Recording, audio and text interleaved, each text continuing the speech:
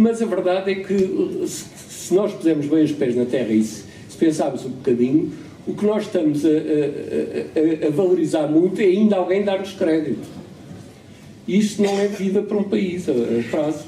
A vida do país não é viver sempre à custa dos outros e ficar muito satisfeitos quando os outros nos dão mais dinheiro, mas provavelmente isso vai tornar mais difícil ainda a seguir obter mais dinheiro.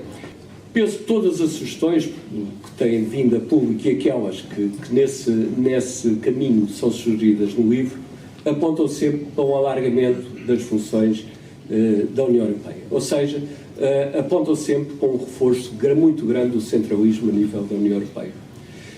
Quer na parte financeira, quer na parte financeira geral, quer na parte do Estado, enfim, apontando para maior centralismo ainda na gestão orçamental, etc.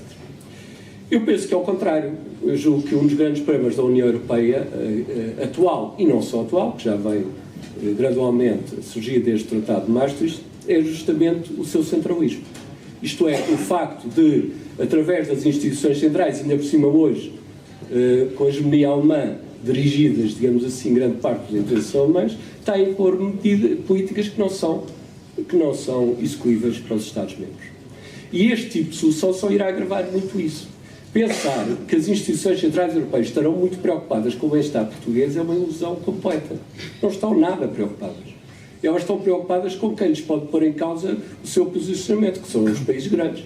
E o Tratado de Lisboa o que fez foi eliminar a pouca margem de manobra que os pequenos países tinham dentro da decisão comunitária. Portanto, esta ilusão de que, de repente, ainda aumentar mais o centralismo, ainda transferir mais competências para os órgãos centrais, que ainda por cima manipulados para a Alemanha, e nos iria dar uma grande prosperidade, é, a meu ver, completamente ilusório. E, mais uma vez, se as pessoas talvez pensassem quarto de hora, 20 minutos sobre o que estão a propor, talvez valesse a pena ver o que é que isto significa, de facto, em termos do que é que fica de margem de manobra para o país decidir. Pensar que o país vai desenvolver e traz sustentabilidade sem decidir nada é uma completa ilusão.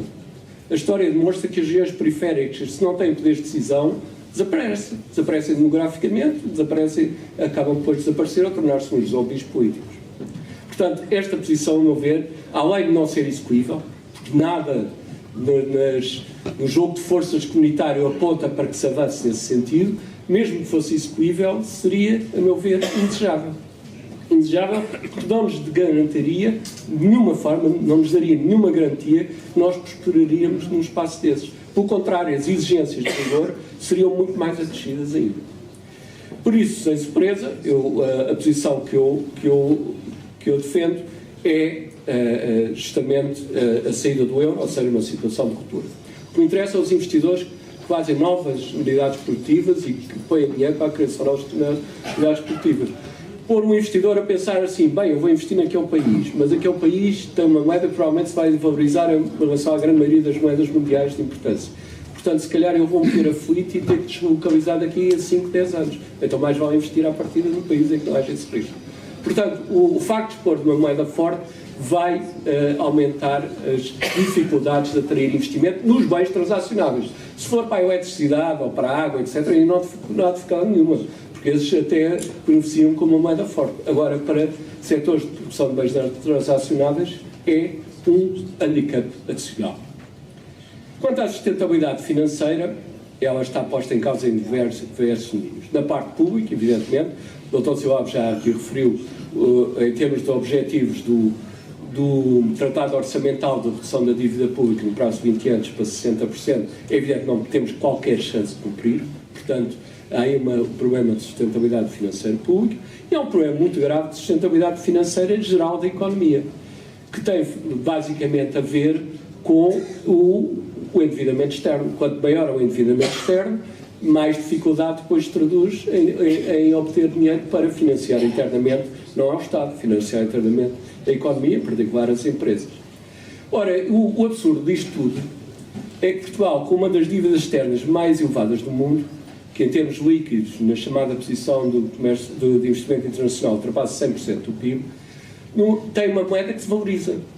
Nenhuma economia de mercado pode funcionar assim. Há economias que, mesmo com dificuldades externas, podem ter uma moeda forte. artificial, mas isso é porque não são economias de mercado, isto é porque tem restrições ao comércio, porque põem direitos aduaneiros, porque subsidiam as exportações. Nós no passado tivemos isso em Portugal, Estado Novo, mas Portugal era uma economia fechada em relação ao exterior que tinha uma proteção alfandegária grande e até se podia dar isto, às vezes, subsidiar as exportações se fosse necessário. Agora, para uma economia que tem este grau de endividamento ao exterior, tem dificuldades enormes de avanço de pagamentos, dificuldades estruturais, que esta situação conjuntural não é representativa. Ter uma moeda que se valoriza é algo que eu não conheço, num caso assim, na história do mundo. Pode ser que exista, eu não conheço. Ao mesmo tempo, é uma economia que paga 5% de juro com uma moeda que se valoriza em relação às outras. E ainda conheço menos situações destas. Portanto, eu creio que a sustentabilidade financeira está longe, talvez, tanto como a económica. Aliás, ela deriva em grande parte da não sustentabilidade económica. A minha interpretação da crise é que tem uma fortíssima dose que resulta da distorção da estrutura produtiva. Portanto, a não sustentabilidade financeira não é surpresa, tal como a não sustentabilidade económica que estão ligadas, a meu ver, é claríssimo. Terceira sustentabilidade é a sustentabilidade ameaçada, a sustentabilidade social. E, de facto, tem a ver com a coesão social que se está, de facto, a desagregar. Porque não é possível haver mais de metade dos desempregados sem subsídio de desemprego e não é possível haver famílias com o nível de pobreza que estão a ter e que se vai prolongar assim durante muito tempo, sem haver uma ruptura social a qualquer momento. Eu não sou sociólogo, temos aqui sociólogos ilustres, mas é uma questão de bom senso. Qualquer dia, a própria... começarão a surgir, talvez não muito dramáticos, mas começarão a surgir comportamentos que são comportamentos que põem em causa o funcionamento de um Estado minimamente organizado. Sem desprezo para a América Latina, são comportamentos que a gente vê muito na América Latina. E isso só contribuirá para tornar muito mais difícil depois recuperar as situações de sustentabilidade. Finalmente, a sustentabilidade demográfica, essa também não vale a pena falar muito nela, é mais que evidente. Portugal já era, a partida, um país com um ritmo muito rápido de endividamento.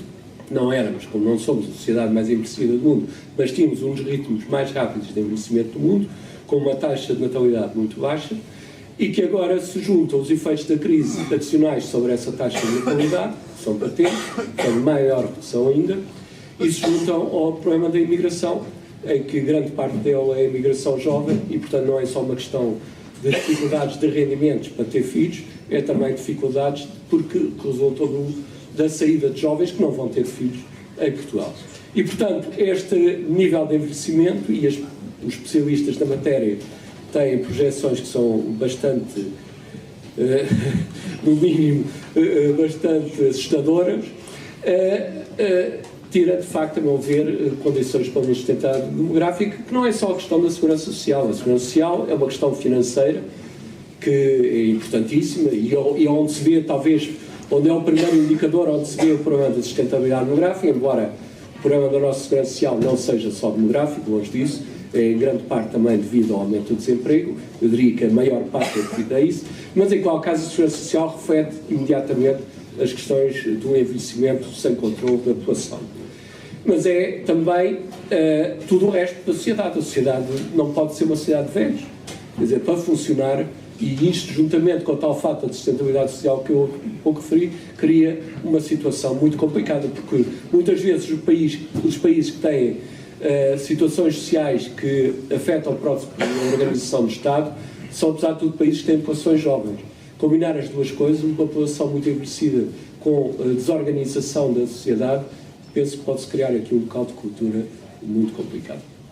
Estas 4 não sustentabilidades levam, ao meu ver, a que a sustentabilidade política do país possa estar em causa.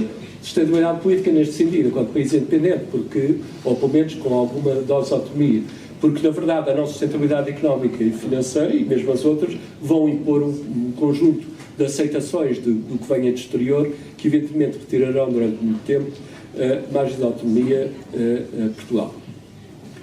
Acresce, e esse é um aspecto que, a meu ver, não tem sido suficientemente enfatizado, que a permanência da zona euro obriga, como já foi dito, a que nós façamos, enfim, não quando sairmos do programa de ajustamento financeiro, e as regras do Tratado Orçamental estão lá estabelecidas, façamos um programa para reduzir o 20º, ou seja, de reduzir durante 20 anos o excedente que temos, seja 60 e tal, 70% de dívida pública em relação ao Estado.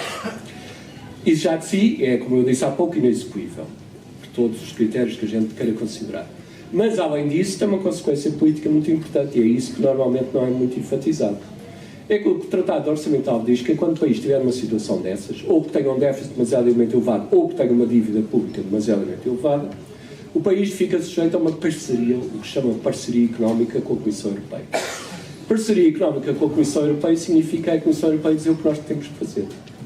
E isto em domínios que até os tratados, aparentemente, deveriam impedir que a Comissão Europeia interviesse, nomeadamente as leis laborais, que estão reservadas aos Estados-membros nos tratados. Mas a Comissão Europeia não se tem coibido, no âmbito da Troika, de fazer as propostas que entender, propostas que são, na verdade, quase vinculativas sobre essa matéria.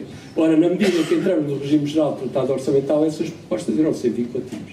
E, portanto, eu costumo dar este exemplo, que é humorístico, enfim, ele não vai existir, mas a amplitude das intervenções sobre a competitividade que a Troika, ou melhor, que a Comissão Europeia, neste caso já não será a Troika, que a Comissão Europeia pode propor, pode sugerir, entre aspas, ou seja, pode vincular o país, seria, por exemplo, uma coisa de género. Bem, se achar que o ensinar o português é mau para a competitividade de Portugal, então não se ensina português, só se ensina inglês. Por exemplo, estou, evidentemente, a dar um exemplo extremo que não é, obviamente, para se tomar a sério.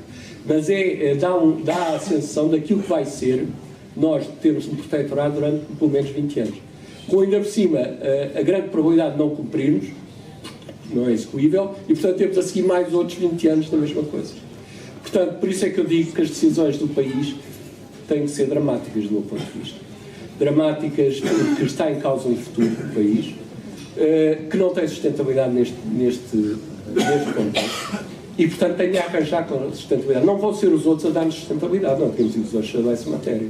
A última coisa que está na cabeça da Finlândia ou da Alemanha é preocupar-se com a sustentabilidade do país. É o último. Portanto, não vamos esperar que de repente haja que a senhora Merkel vá a Damasco, ainda por cima não é um destino bom para a saúde, e para Damasco, e de repente tenha uma iluminação que não seja um míssil, a dizer que, olha, afinal, Portugal precisa disto, aquilo, etc. Não vou tanto, mas de facto